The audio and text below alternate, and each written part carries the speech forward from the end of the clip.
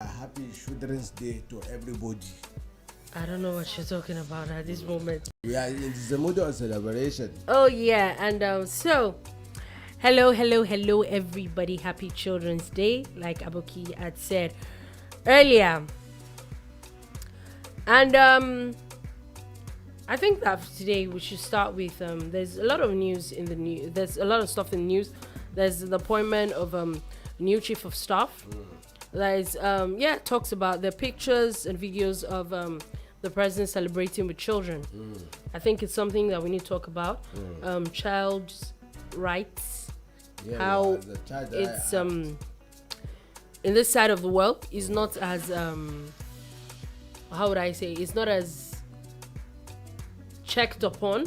I don't think that we respect it that much. And the same thing, of the child right, and a part of me also feels that in would I say Western worlds, they are overdoing it. Just my own personal opinion, though.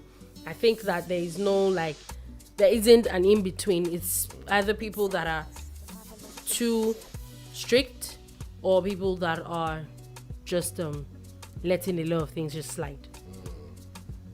All of this we'll look into when we progression. Okay. Program. Alrighty. So let's start from the presidency, where today a new chief of staff has been appointed. We know that on Friday, the death of Ibrahim Atairu, the chief of army staff, it was a sad one. He died with 10 other soldiers, which was a sad one at a time where we need every hand on deck. People, this is a particular person that has just been appointed a few months ago. So it was a really sad one. But here we are again now. Brigadier General Uyama Nwachukwu, the acting director of the Defense Information, and has announced as of today that President Buhari has appointed Major General Farooq Yahaya as the new Chief of Army Staff. Congratulations to Major General Yahaya. Yeah, and appointment. Yeah, there are a few things that before you we discuss it. There are a few things that I want to talk about. And this new Chief of Army Staff, before this appointment, he was a theater commander of the counterterrorism military outfit in the Northeast. He was also the former general officer commanding one division of the Nigerian Army, Kaduna. He's a member of the Regular Course 35. He's from Zamfara State. He is the 22nd Chief of Army Staff in Nigeria. And he also held the position of the military secretary in the army. He was also commander of 4 Brigade headquarters of the Nigerian Army in Benin, Edo State, sorry. Well, it's like I said, I have congratulations the new Chief of Army Staff. And it is so sad that just suddenly that the former one was appointed.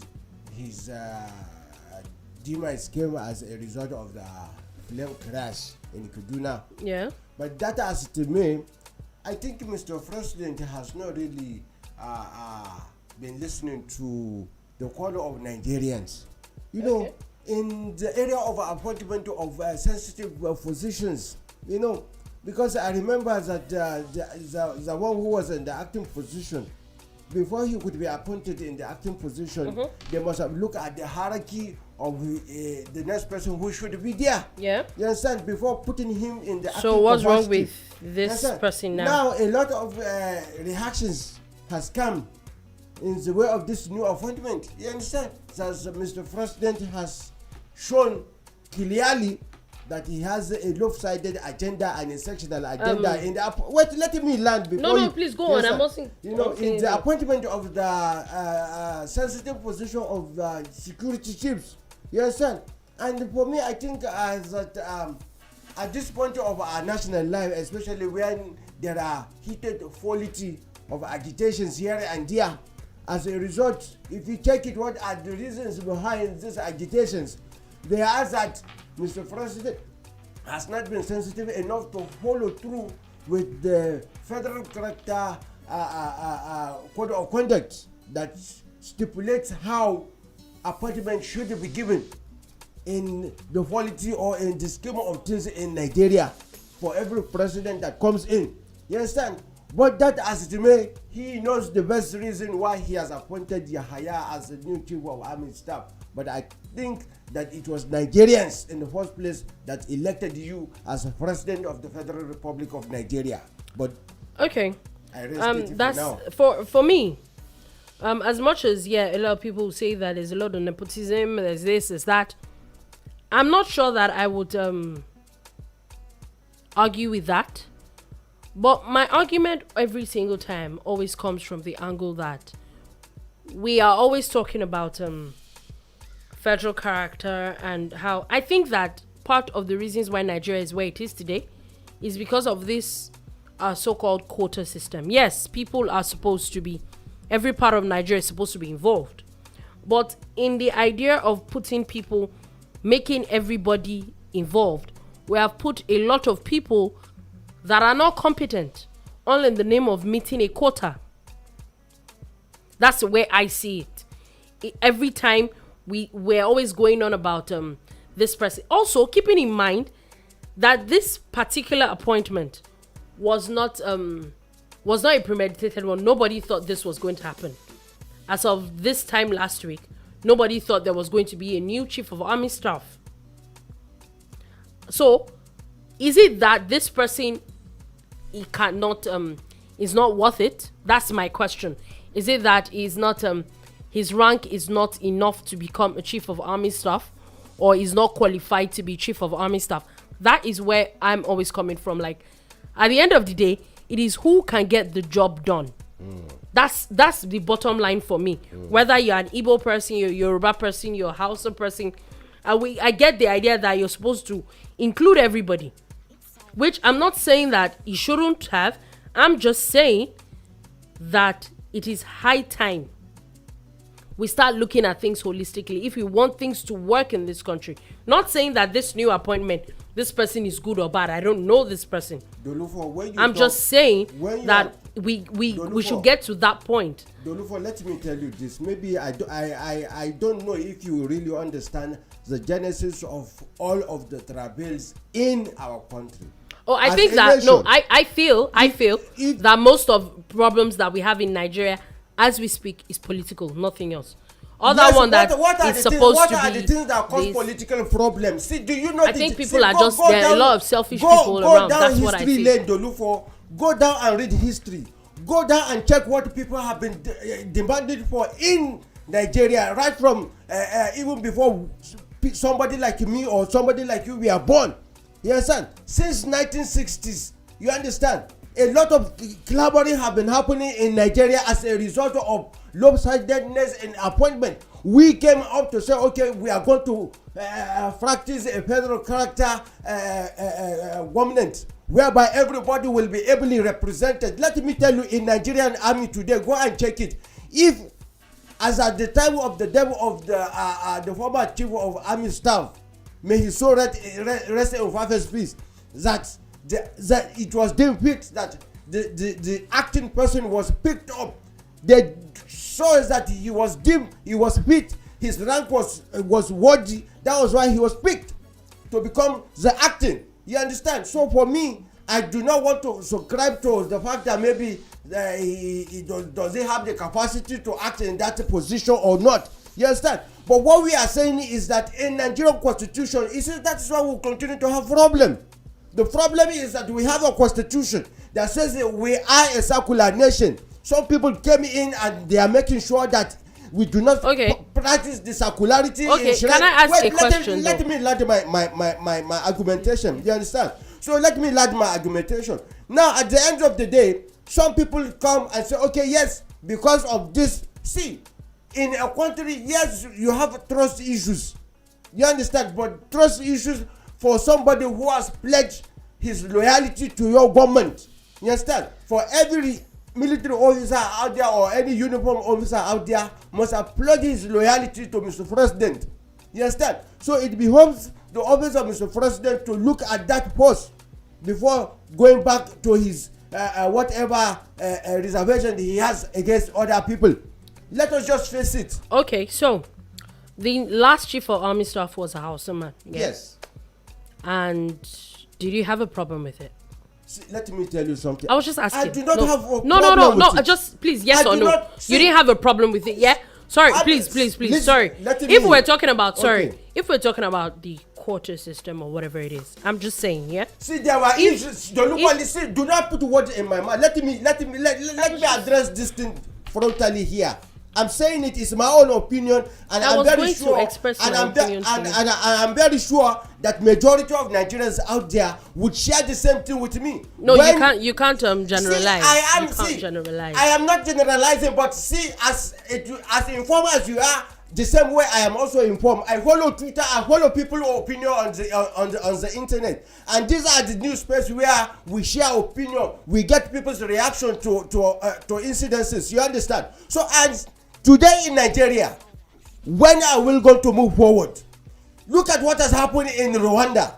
Rwanda got to where they got because of the discrepancies in yes, I'm a Tutsi, I'm a Hutsi. You understand? Now today, it is a crime for you to say you are this or that in Rwanda until we address that issue. Presently, we have that issue that is about to break us apart. So let somebody come and address it. If we're addressing that issue, like you said, so why is there a problem if a Nigerian is put into a position wherever state he's from? Yes. Then what's the problem? Why is there a problem? The problem is because we have not sat down to address this issue. That is the fact. So that's the thing. So see, I get what you're saying. Let me tell you, just today, if we're going to stop it, just today, President Muhammadu Buhari did a swapping of agency heads, and you discover that those two people who were even trapped were from the same tribes. You understand? If you so it doesn't change anything. Let me tell you, it changes a lot of things, because if we say we are practicing a true federalism, that we are practicing a system whereby everybody's interest is protected. You understand? Let me tell you, go and read history, go and read people who have spoken diligently and intelligently about the problem of Nigeria. The way we are today, the reason why we are having problem is because we have failed, and we always hide under sentiments and under one finger to say that yes, things are right. Even the governor of a particular state came on the media to say that, see, if Nigerians are saying, okay, yes, that's the Sultan of Sokoto, that if we continue to say things are right in Nigeria, we are wrong, we are deceiving ourselves. If somebody of that lofty position comes out to say that we are deceiving ourselves, then who are we to say? Do we know what they know? Look at even the governor of Katsina State came on Tuesday to say that, see, the herding of cow all around, that is open grazing, is anti-Islamic. Yes, sir. These are people who know more than we do, and they are coming out to talk. So why do we want to protect or try to hide their ineptitude under sentiments? Let us face it and get this country working again. We can make it when all of us have the same view, when we come to say yes, there is need for us to fix the problem of Nigeria. I get what you're saying. I totally agree with what you're saying. My point still remains that when we say that we want things, like you said, the idea of true federalism, where we shouldn't talk about things like state of origin and all that. If we're practicing that, I'm just saying that if we're supposed to be practicing that, then wherever anybody comes from should not matter. Yes, there should be inclusion of everybody in the, but the minute we start talking about there should be inclusion of this tribe or that tribe, or then there is no way we would ever sit down to have to actually sit down and say that we're eliminating things like regions and state of origin and all. That's just what I feel generally. At the end of the day, my own idea at the end of the day still boils down to the fact that who is going to get the job done and get it done properly should be the one at the end of the. I think that is the problem with us, because of the idea that you have to have a minister from every state. You have to have. Well, oh, let me land. And then no problem. We saw. We don't as much as we can say for a little bit. The ministers now were better than maybe the last set. We saw a few that I'm sure that a lot of them just got into that position just because of quota system. Yeah, because there has to be somebody from a state. For example, there was a former minister of communication, there was a former minister of sports that we know that they did absolutely nothing. And you're wondering, are you telling me? But if there was maybe an Igbo man that was put in that position and a minister was not picked from that state, with this particular state that these people were from, there would not have been issues. Have you landed? Yes, I was. Dolupo, let me tell you, if you don't know, I know. If you do not know, I know. That majority of the people who find themselves in political positions, I'm not talking about appointment, but political positions like being a minister, you understand, got there as a result. They were appointments and somebody must have recommended exactly them. That's my point. Now let me tell you, Dolupo, you have gone through school. Yeah.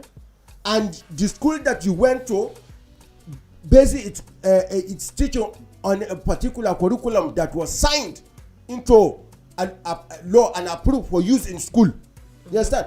Until that curriculum is pulled down, you will continue to use that curriculum. Of course. So in the same vein, the Nigerian Constitution have recognition of the Federal Character Commission.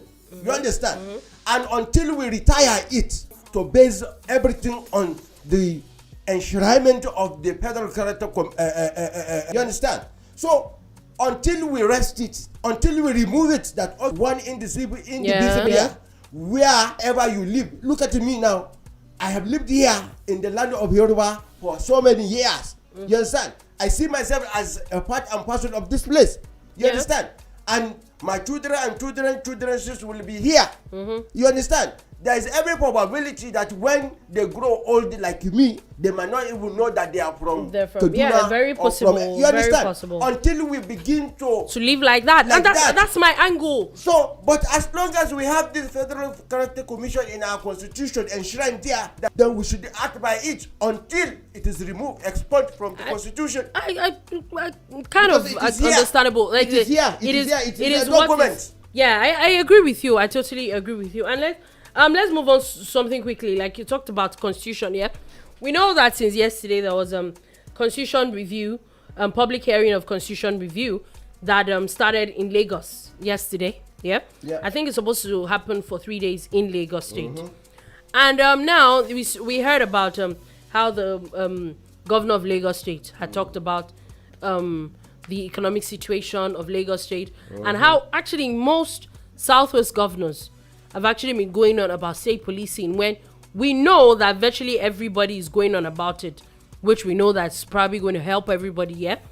Now, another topic that had come up with the constitutional review is the idea of female legislators clamoring for more female seats in the State House of Assemblies and the Federal House of Assembly, in the Senate and in the House of Representatives, literally saying that there should be seats that should be dedicated especially for women. What do you think? You see, I must tell you, in some aspect of me, of my being, I respect the women's. You understand? And I think if you look at the way things are, especially in Africa, we now scale it down to Nigeria. It's like we do not really have place for the woman in our polity. The few of them that came with serious hard work and difficulties. You understand? So I think the call for the place of a woman in State House of Assemblies and the National Assembly, even as it is, should be reserved, should be looked into, so that the women, let me tell you, whether we like it or not, when God created the heaven and the earth, he created the man. Man was there doing everything. And at the end of the day, God looked at it that it was not easy for the man. So what did God said? Let me create for him a helper. So if we have a place for the woman in our in our constitution that reserve places for women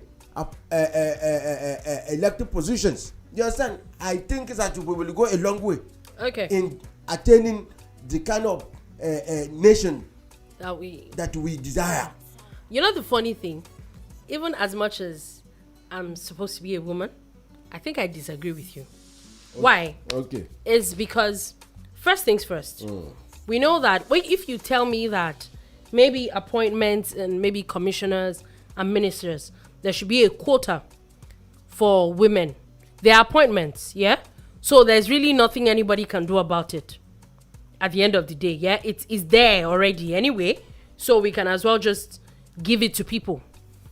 But when it comes to elective posts, you are not being voted in because you're a man or a woman. You are voted in, first of all, because you came out. You joined a party. Let's even start from that. You decided to join a party. And you decided to join the race. And then the idea of you being there is because you're either representing your constituency or your Senate constituency or your State House of Assembly constituency and all that. Yeah? Are you following me?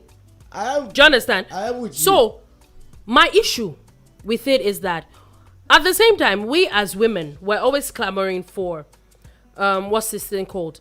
Equality. Yeah? The little percentage of women that are in the Federal House of Assembly, the Senate, the House of Representatives, and even the State House of Assemblies. And maybe, I don't know if we have local government chairpersons that are women. I don't know. Councillors and all that are actually elective posts, yeah? They didn't get those positions. It might have been more difficult. Yes, I agree with that angle. But they didn't get those positions because they were women. They got those positions because they stood up to I want to do this. And they joined a party. They decided to join the race. And they won because it could be because of the party they are in, which is very possible. It could be because they are women, but at least they stood up, picked a ticket, picked a form, and decided to, I think before women in general in politics are taken seriously, I think we should take ourselves seriously. How many women, if we take a poll on a random, how many women, what's the ratio of women that are in a political party compared to the ratio of men in a political party? All over the world, people did not get elected because they're women or they're men. They got elected because they decided to stand up and actually walk the talk. That's it for me. If we're going on about equality, then let us do it the way it is meant to be. Are you now saying that, okay, so let's say, for example, in every state, we know there are 3 senators that comes from every state. Which senatorial district will you tell them that, no, this your district is only a woman that can come out? No. You can't no, please let me finish. You can't blame people for voting for who they vote for because of the people that came out. So who do I blame in this matter? I blame the women. I blame myself. I blame everybody else, from people younger than I am to the people older than I am. You can only get elective posts because you come out to actually contest an election, not because you're a woman or a man. Are you going to say that, okay, now, out of the, other than the 109 senatorial seats, you're now going to make 20. Please, what are they going to be representing? Who are they going to be representing? I think this makes no sense completely. Completely no sense. Taking a cue from your no sense stance, I will say that it makes no sense to me as well that we, the masculine, the male, we have made the political terrain so unsuitable. How? Thank you. How many times have you seen thugs and hoodlums who are women, sis, going out to carry cutlass, bottles to say they are fighting their political thugs? How many of the women sis do you see out there? So how is that a man's fault? Let me land. Let me land, Dolupo. Yes, sir. It is the fault. See, generally, women are soft people. You understand? Okay. You hardly find them doing like Yoruba will say gidigbo, jagidija. You understand? But it is the men who will throw chairs. It is the men who will make the place so volatile for even people of their gender to even run. People who don't have the mind for struggles, for uncalled for struggles. Somebody like me, if I am in a political forum and I see that it has started generating into shouting and here and there boxing, I will run away. You understand? So for me, I think that it is the male people who have made the political terrain so unfashionable and unreasonable for the women to come and say they want to come and be a part of politics. That is I don't agree. No. If you don't agree, that is your opinion. But for me, I will say it. And if you look at it. We were talking about politics and people who are practitioners. Take a cue of that woman, councillor, who used a salary that she was supposed to use to buy a motor, to build a bridge, to connect one community to the other. Are there no male councillors in that state or in that local government? But she became a councillor because she decided to stand up to change her community. That's my argument. Let me tell you. Yes, everybody. See, let me tell you something.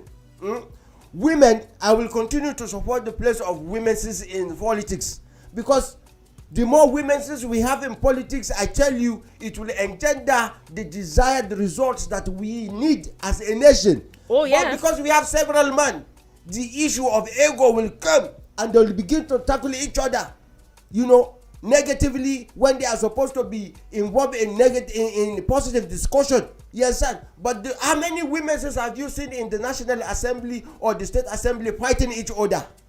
You understand? So until we begin to see the place of women and how they will contribute positively. No, I'm not saying women should I'm not saying that. Excuse me. What do you mean by make it conducive? Thank you. For a woman, you know what you're going into. Let me tell you. We're always going on about being equal. Whatever, if you want to be equal, which I totally do not believe in anyway, if you want to be equal, whatever the man is facing for him to become a councillor or a chairman or a House of Assembly member, go ahead and face it too.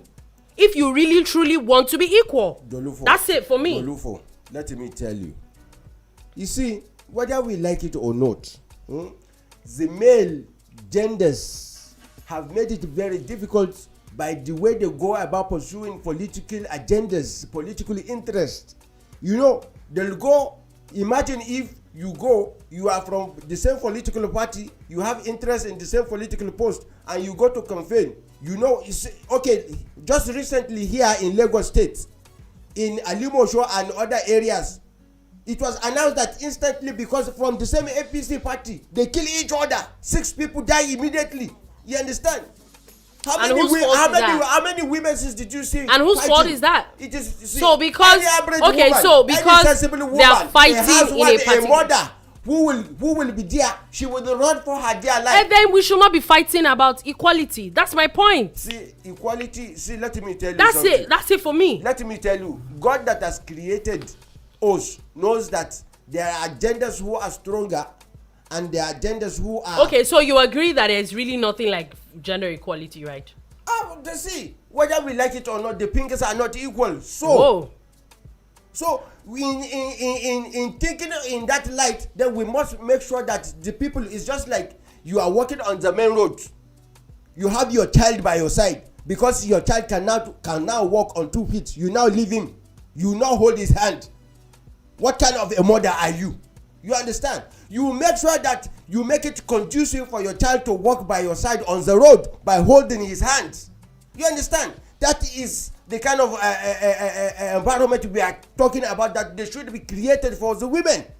Your child is a weaker person. He's not as sensible or as strong as you are. Okay, so women are not that sensible. No, I'm not talking about women not being sensible. But I'm saying that you should create a conducive environment for women. How? I don't get this idea of conducive environment. Sorry, I just don't. See, let me tell you, whether you like it or not, Dolupo, whether you like it or not, what we have said today, I know that posterity will judge from what we have said today. Whether you have said the right thing or whether I have said the right thing. We know it in Nigeria, in Africa. We know the place where we place the woman.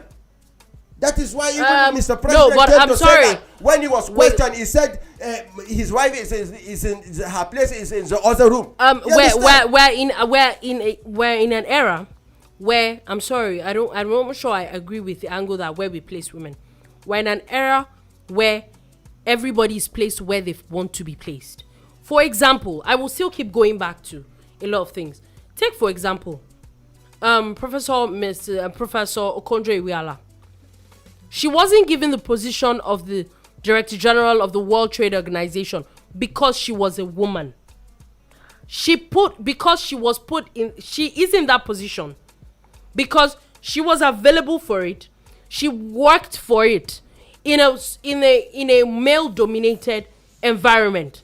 She was available. She put herself in that position. She did the hard work the same way the men did the hard work. So there was never a contest about her capability or whether there was no contest about whether she was a man or a woman. That's what I'm trying to say. It had nothing to do with whether she was a man or a woman. It had everything to do with her competence as a person. And that's it for me. If that is it for you, yes, that is not it for you. You see, the contest or the angle you are coming from is a position. A position, not an elective position like in politics. That is even the more reason why if you want to be elected, do the work. It's the same thing. She was also actually... Let me tell you, Dolupo, you see, Okonjo-Iweala has the qualifications. So what is wrong with women that have the qualification also getting into politics? We sit at home and you say that... So you are trying to tell me now that everybody in the position in Nigeria today is because they have the qualification. The males. Yes. It's not true. Yes. What do I mean by having the qualification? See, I will not argue with you. I know what I know. Yes. What I mean by they have the qualification is that I will not agree with it. Why? What I said that they have the qualification is because at least according to the constitution, did they meet the least requirement to get a form? Did they? See, still standing on it's the same thing I said. Still standing on your point. Okay. Still standing on your point that because they have the qualification and this and that. Okay. So you mean to say that the essay to the governor of Ogun State who was caught in America? No, we're not talking about appointments here. No, it's not the same thing. See, no, we're not talking about appointments. We're talking about elective posts. See, we're not talking about appointments. Appointments is nobody's business. However, anybody appoints anybody. Let me tell you, Okonjo-Iweala's position is it is not a political appointment. Yes, but she was elected. She was elected exactly because she has that category of elective position has to do with the people who have the qualification. Yes. But in Nigeria, so are you telling me politics? Are you telling me that okay? It's not the same in I think that politics. For you to be I'm not going to argue for that. No. For you to be a chairman, for you to be a chairman of a local government, you have to have what's it called? SSE. Yeah. Are you telling me that not one single a local government in Nigeria that does not have at least SSE? Is that what you're saying? Let me tell you something. That's the qualification that I'm saying. Let me tell you something. Are we saying that there are not women that have it? See, there are in Ogun State there are examples where a barber who does not have qualification was worked. It was worked. We know. As he was manipulated. Into his results were manipulated. He does not have the school certificate. Of course, we know about the dancing senator. Why was he removed from office? You understand? We know what is happening in Nigeria. Let us not defend what is not defendable. Please. I agree with you. Make this country I agree with forward. you that there are few things that are happening. Let us say the truth. You're still not getting this country move forward. You're still not getting the point I'm trying to make. Are you telling me that they are not women that have that least qualification, that in the idea of trying to get a form or join a political party, there are not women that are qualified enough or that are just sitting at home and not doing anything about it? And that is the reason why people that are not qualified, like you said, people that are not men that are not qualified will just join and get it because there's nobody else doing anything about it. See, Dolupo, That's my point. See, Dolupo, I have wasted enough saliva here talking about this matter. But I will tell you something. I will go and get a list of all the people who want to contest for chairmanship position in Lagos State and Ogun State. They are yet to conduct their own elections into local governments. You understand?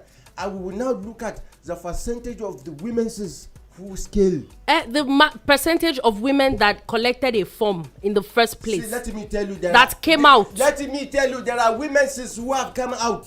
Their posters are all over the place. But yes, did they win the election? It's not about winning, Abi. We're talking about. That means you are not listening to me. Okay. I am saying that I will go and collect their names. They are yet to do the elections. Okay. You understand? They are yet to do the elections. In Lagos State, we have seen posters all over the place. In Ogun State, there are posters all over the place. Yeah. We will collect their names and look at those people who will win the elections. You understand? Okay, so. And even apart from that, a lot of them who have even done the primaries, you understand? We know how many percentage of women that scaled through. Despite the fact that we know some women in Ogun State who have the capability and capacity to become local government chairmen or chairpersons. You understand? But yet, we know those who were given the ticket by the party. Okay. Let's move on quickly. Wow, our time is really fast spent, yeah?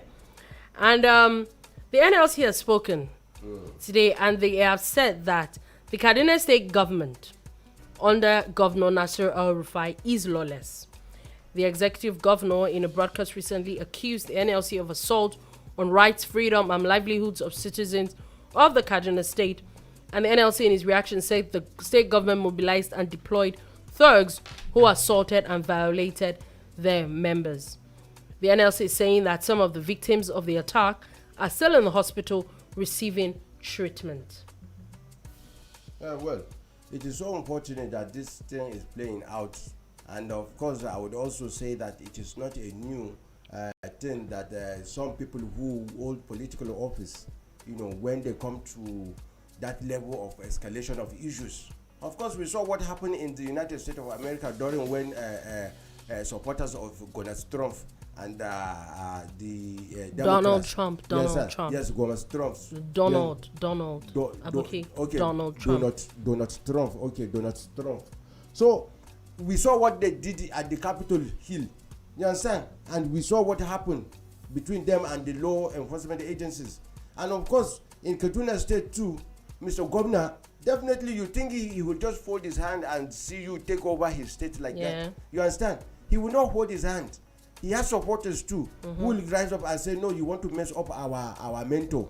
You want to mess up the government of our elected governor.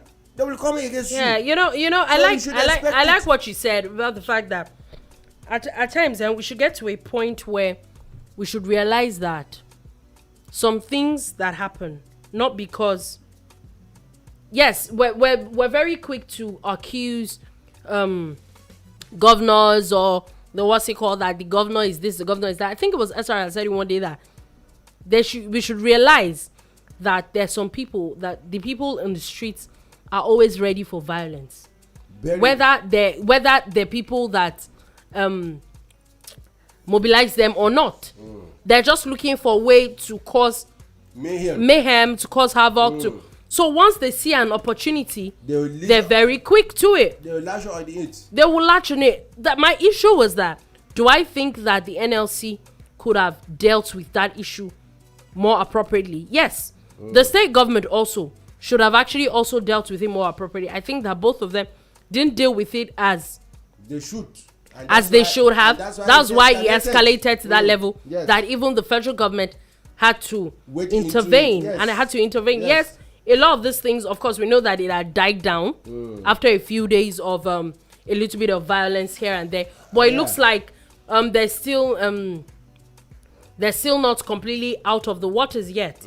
But we'll see how things are going. Now, a little bit of sad news here about how 160 people fell dead after an overloaded ferry sinks. So now it's said that in Niger River, an overloaded boat ferrying passengers to a market sank in the Niger River. it's confirmed that at least 4 people have died, 20 people were rescued, and about 156 are still missing. It said that the boat capacity was not up to 180 passengers that it carried.